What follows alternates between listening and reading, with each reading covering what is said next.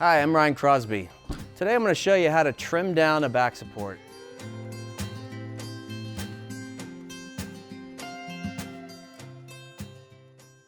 Just assume that we have a lateral that's too tall on one side. We're just going to trim this lateral height down a little bit so that it's not so much into the client's axilla.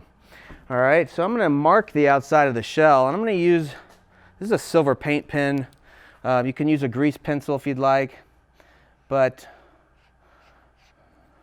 just mark the outside of the shell where you're going to cut it.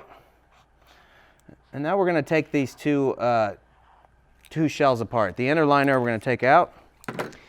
Most ride backs have a single screw on each lateral, a flathead Phillips screw that you can just pop those out and the back comes apart.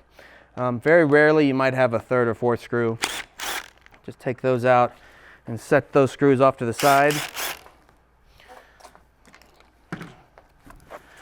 Okay, take the cover off.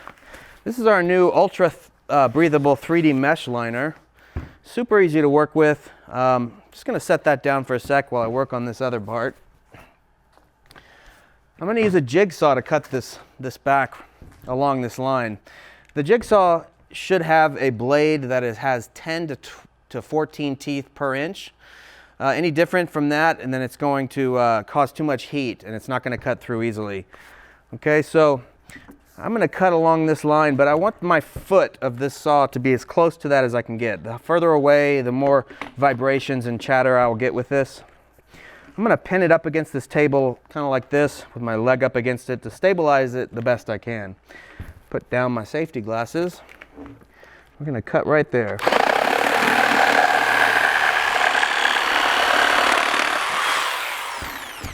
Okay. There's a little bit of a sharp spot where I cut, so I'm just going to take this wood rasp. It's a Stanley Sureform.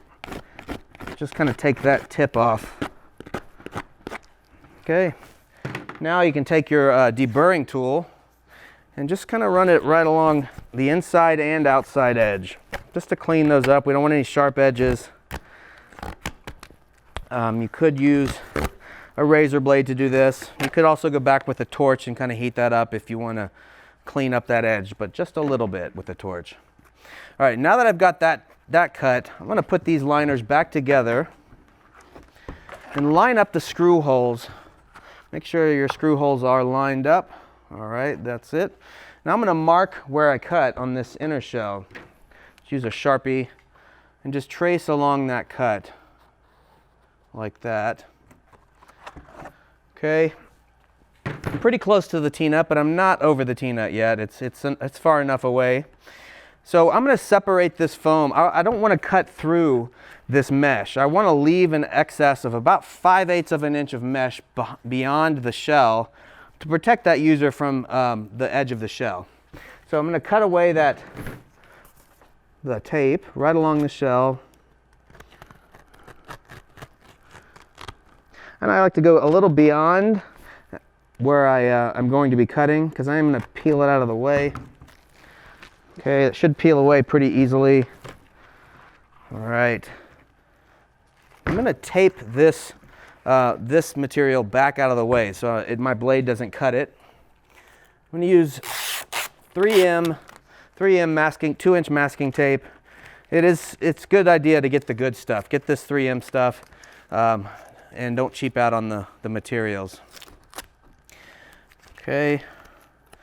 Now I'm just going to do the same method, cut along this line with the saw, holding it up against the table.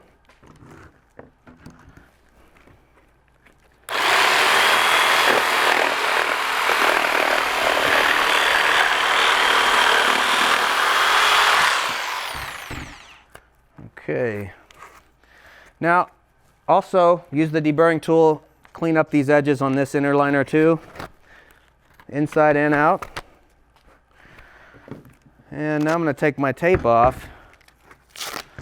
Most of the time you're not going to need to add additional glue to this on the inside. You could add glue to that if you'd like, but it stays pretty well.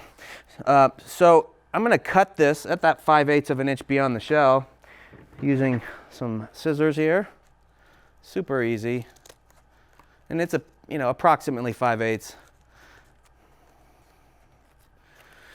Once you get this cut, we're going to tape the edge of this material down to the shell. I think I'd never used scissors before. There we go. All right. I do want to spray a little glue along the inside of this liner so that my tape on the material will stick better. And you can buy I think 3M makes a Super 77. You can get it at most hardware stores. That works pretty good. Just hit the edge just a little bit. All right. I'm going to set that down a second. Get my tape back. And I'm going to pull off just about 2-inch pieces of tape. Starting on the inside like this. And pull it back onto the inner shell. And that's going to roll that over the shell a little bit to give it a little bit of a bull nose for that, a little bit more comfort for the client. Protection against the shell too. And just go all the way around where you've peeled back that and cut along the tape. Okay. Once you have that done, now the only thing we need to worry about is the cover. So I'm going to take this cover that we took off and turn it inside out. Most of the time our sewers write an L on the left side and an R on the right side.